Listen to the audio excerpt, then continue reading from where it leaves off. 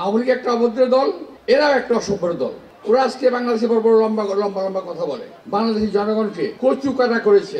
Vote দিলে জান্নাতে যাবেন, না দিলে জাহান্নামে যাবেন, এমন কথাও বলবে, বলে ভোট না দিলে কুপায় কেড়ে ফেলবো, এটাও বলে। তা আজকে আমার খুব দুঃখ লাগে, যারা এই ভোটটা চাচ্ছে তারা কি এই বাংলাদেশ চেয়েছিল? এই বাংলাদেশ তারা চায় নাই। ৭১ সালে যখন আমরা মুক্তিযুদ্ধ করি, এরা আলবদর রাজাকার বাহিনীর নাম দিয়ে, পবিত্র নাম আলবদর রাজাকার, এই নামগুলোকে তারা কলুষিত করেছে। এই নামগুলোকে কলুষিত করে অতঃপর বাংলাদেশের জনগণকে কচুকাটা করেছে। বাংলাদেশের মা বোনদেরকে পাকিস্তানি বাহিনীর হাতে তুলে দিয়েছে। আজকে ওরাই বাংলাদেশে ভোট চায়, ওরা আজকে বাংলাদেশে বড় বড় লম্বা লম্বা লম্বা কথা বলে। আমরা তো আসলে আওয়ামী লীগের মতো করতে পারবো না, তাই ওনারা খুব বেশি, ওনাদের গলার স্বর খুব বেশি উঁচা হয়ে গেছে।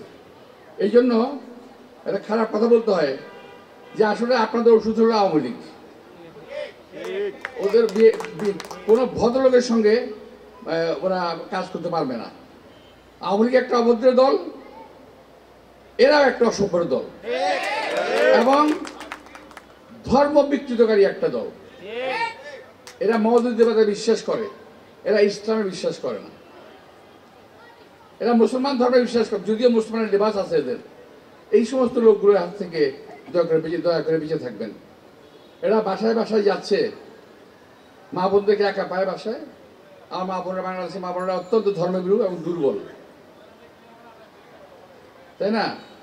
এখন যখন ডাক্তার সাহেব চলে আসে বাসা থেকে, আমরা চলে যাই বাড়ি থেকে, তখন 2জন 3জন মহিলা গিয়ে বাসায় ঢুকে, এক গ্লাস পানি দেন, পানি খাবো বলে একটু কথাবার্তা বলে বসে। তারপরে বড় করে কি জানেন, বলে যে জামাতকে ভোট দেওয়ার জন্য এই দিলে এটা হবে, বেহেশতে যাবেন, না দিলে আপনার ক্ষতি হবে, এই বা নানান রকম কথাবার্তা মানে বলে। তারপর বলে যে আমি বলে ঠিক আছে ভাই, দেখবো না আমরা। তারপর ভাই আমার বুকে একটু হাত দেন তো, বুকে হাত দিয়ে বলে জামাতকে ভোট দেবেন। মহিলা বললো ঠিক আছে। দেখেন, আপনারা কিন্তু কোরআন শরীফে হাত দিয়ে কথা বলেছেন, আমার বুকের মধ্যে কিন্তু কোরআন শরীফ আছে। কত বড় ধাপ্পা বাজেরা, বুকের ভিতরে কোরআন শরীফ আছে বলতেছে, মানে এখানে ছোট একটা কোরআন শরীফ বাজা থাকে, হ্যাঁ কোরআন শরীফ হাত দিয়ে বলছেন। তো এই ধরনের কথাবার্তা কাজকর্ম করতেছে।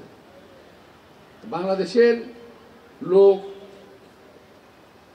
অনেক শিক্ষিত নয়, কিন্তু বাংলাদেশের লোক বোকা না, একেবারে বোকা না। এদেরকে এইভাবে ধাপ্পা দেওয়া যাবে না।